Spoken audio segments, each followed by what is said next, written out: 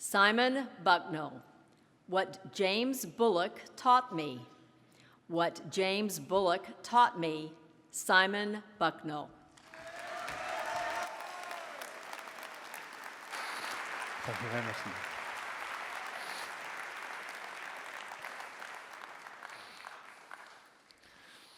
Have you ever met someone where, right from the start, you both knew exactly where you stand?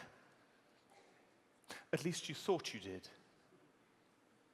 In my school days, that's how it was for me and James Bullock. We hated each other. I knew that, Bullock knew that, and so do you. Madam Contest Chair, friends, and fellow former school children, we were at a boarding school together, deep in the English countryside. Think Harry Potter and Hogwarts. Without the magic. Without the girls. But definitely with an evil Lord Voldemort.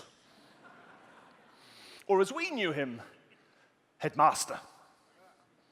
Seriously, he was a monster of a man. He was 6'5". That's 2 meters high. Just count them. Towering over the boys and ruling his kingdom with an iron fist. You could hear him clear his throat from across the playground. You guessed it. It was paradise. My parents lived in Saudi Arabia, in the Middle East, a 6-hour flight away, so I only saw them during the holidays. I was 8 years old. But Bullock was 9. And he was built like a tree trunk, fists like sledgehammers, and he was always up for a fight. I wasn't always up for a fight.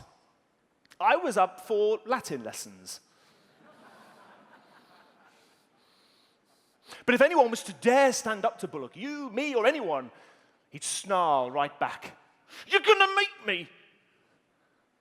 No one did, least of all me. He frightened the living daylights out of me. I knew that, and so did he.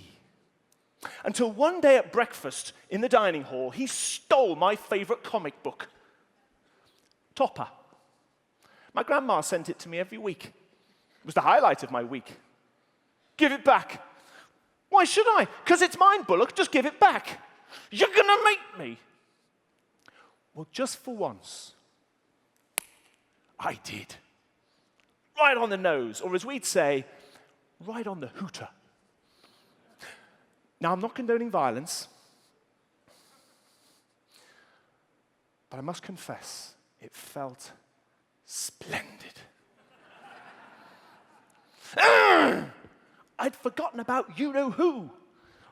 The headmaster was also in the dining hall at the top table, having breakfast, newspaper lowered, watching my every move. He must have seen what had happened, but then the most extraordinary thing.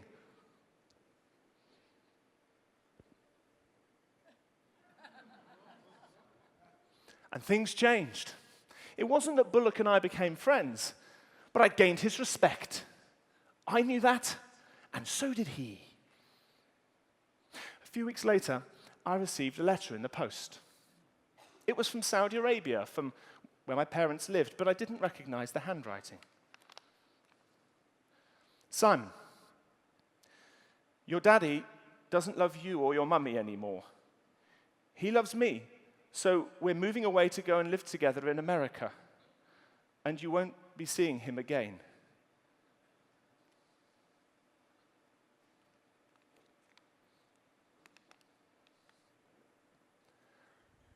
I hid in the cellar of the school, in the coal bunker, and wept. And then I heard footsteps. What do you want, Bullock? Nothing. What's wrong with you?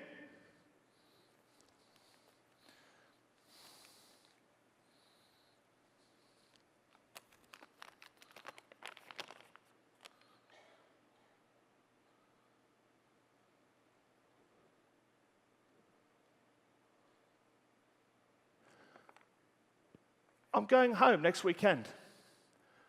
I told my dad about you and my sister. They'd like to meet you. Why don't you come home with me? Well, why not? Turns out Bullock and I had more in common than you might think. We played soccer in the park, we fed swans by the river, and we played a board game when it rained. We had the most fantastic weekend until the Sunday night when we went back to school. Bucknall, my study. Your father's on the phone. Turns out the headmaster had heard about the letter and had contacted my parents. Dad? Simon, the letter's not true. It was made up. It was sent by a horrible person here at work. Mummy and I still love you. And we love each other very much.